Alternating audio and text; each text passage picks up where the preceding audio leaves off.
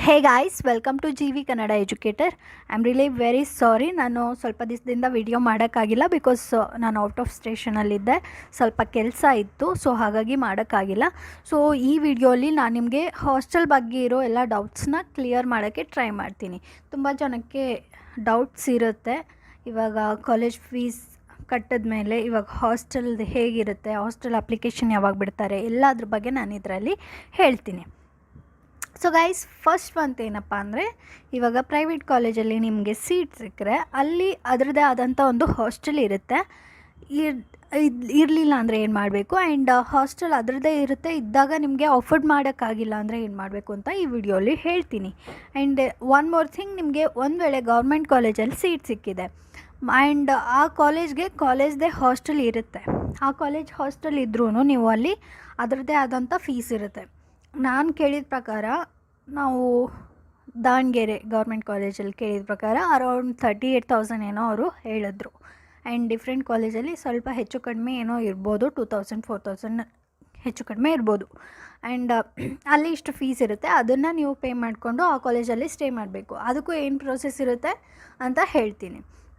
ಒಂದು ವೇಳೆ ನೀವು ಕಾಲೇಜ್ ಹಾಸ್ಟೆಲಲ್ಲಿ ಸ್ಟೇ ಮಾಡೋಂಗಿದ್ರೆ ಅವ್ರು ಹೇಳಿದ ಪ್ರಕಾರ ನಮಗೆ ಅಲ್ಲಿ ಅಡ್ಮಿಷನ್ ಮಾಡಿದ್ಮೇಲೆ ನಿಮಗೆ ಇವಾಗ ಪಿ ಯು ಅವರು ಬರ್ತಾರಲ್ಲ ಇಂಜಿನಿಯರಿಂಗ್ಗೆ, ಬಿಗೆ ಫಸ್ಟ್ ಇಯರ್ ಬರೋರು, ಆ್ಯಂಡ್ ನಿಮ್ಮದು ಎಲ್ಲ ರೌಂಡ್ಸ್ ಮುಗಿದ್ಮೇಲೆ ಅಡ್ಮಿಷನ್ಗೆ ಅವರು ಅಪ್ಲಿಕೇಶನ್ ಬಿಡ್ತಾರೆ. ಆವಾಗ ನೀವು ಅಪ್ಲಿಕೇಶನ್ ಹಾಕಿಬಿಟ್ಟು ಆವಾಗ ನಿಮಗೆ ಡಿಸ್ಟ್ರಿಬ್ಯೂಟ್ ಮಾಡ್ತಾರೆ ಯಾರಿಗೆ ಸಿಕ್ಕಿದೆ ಸೀಟ್ ಥರ.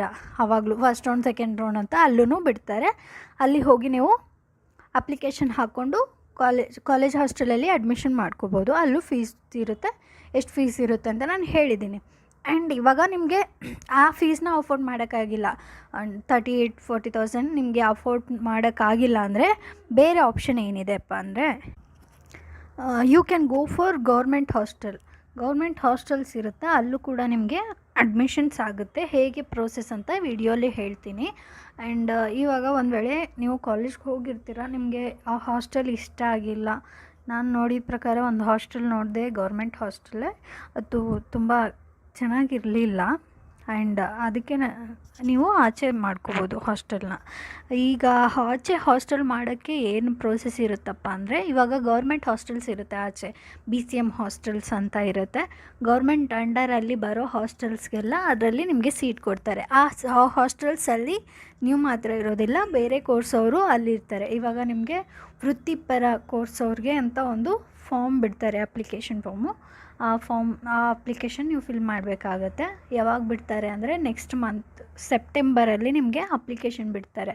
ಇವಾಗ ಅಲ್ಲಿವರೆಗೂ ನಿಮ್ಮ ಕಾಲೇಜಸ್ ಎಲ್ಲ ಸ್ಟಾರ್ಟ್ ಆಗುತ್ತೆ. ಈ ಅಪ್ಲಿಕೇಶನ್ ಯಾವಾಗ ಬಿಡ್ತಾರೆ ಅಂದರೆ, ನಿಮಗೆ ಇವಾಗ PU ಅವ್ರದ್ದು ಮುಗ್ದು ಹೋಗ್ತಾ ಇದ್ದಾರಲ್ಲ, ಅವ್ರದ್ದು ಎಲ್ಲ ರೌಂಡ್ಸ್ ಮುಗಿಸಿ ಅಡ್ಮಿಷನ್ ಆದಮೇಲೆ ಹಾಸ್ಟೆಲ್ ಅಪ್ಲಿಕೇಶನ್ ಬಿಡ್ತಾರೆ. ಆವಾಗ ನೀವು ಹಾಸ್ಟೆಲ್ಗೆ ಅಪ್ಲಿಕೇಶನ್ ಹಾಕ್ಬೋದು.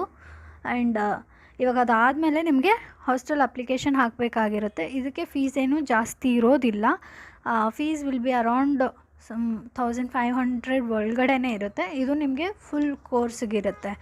ಅಂದರೆ ಇವಾಗ ನೀವು ಡಿಪ್ಲೊಮಾ ಮೇಲೆ ಹೋಗ್ತಿದ್ರೆ 3 ಇಯರ್ಸ್ ಕೋರ್ಸ್ಗೂ ಇರುತ್ತೆ. PU ಮೇಲೆ ಹೋಗೋರಿಗೆ 4 ಇಯರ್ ಕೋರ್ಸ್ಗೂ ಆ ಹಾಸ್ಟೆಲ್ ನಿಮಗೆ ಫಿಕ್ಸ್ ಆಗಿರುತ್ತೆ. ಇದು ಆಚೆ ಇರೋ ಗೌರ್ಮೆಂಟ್ ಹಾಸ್ಟೆಲ್ಸ್ ಇರುತ್ತೆ. ಅಲ್ಲಿ ಬೇರೆ ಕಾಲೇಜ್ ಅವ್ರದ್ದು ಇರ್ತಾರೆ ಆ್ಯಂಡ್ ಬೇರೆ ಕೋರ್ಸ್ ಅವರು ಇರ್ತಾರೆ. ನರ್ಸಿಂಗು, BTech ಆ್ಯಂಡ್ ITI ಈ ಥರ ಎಲ್ಲ ಕೋರ್ಸ್ ಅವರು ಆ ಹಾಸ್ಟೆಲ್ಸಲ್ಲಿ ಇರ್ತಾರೆ. ಈ ಥರ ಹಾಸ್ಟೆಲ್ಸ್ದು ಅಪ್ಲಿಕೇಶನು ಸೆಪ್ಟೆಂಬರಲ್ಲಿ ಬಿಡ್ತಾರೆ. ಅದು ಬಿಟ್ಟಾಗ ನಾನು ನಿಮಗೆ ಅಪ್ಡೇಟ್ ಮಾಡ್ತೀನಿ. ಆ್ಯಂಡ್ ಹಾಸ್ಟೆಲ್ಸ್ ಬಗ್ಗೆ ನಿಮಗೆ ಎಲ್ಲ ಡೌಟ್ಸು ಕ್ಲಿಯರ್ ಆಗಿದೆ ಅಂದ್ಕೊತೀನಿ. So thank you very much for watching this video. And ಈ ವಿಡಿಯೋನ ನಿಮ್ಮ ಫ್ರೆಂಡ್ಸ್ಗೂ ಶೇರ್ ಮಾಡಿ, ಲೈಕ್ ಮಾಡಿ, ಸಬ್ಸ್ಕ್ರೈಬ್ ಮಾಡಿ. Thank you.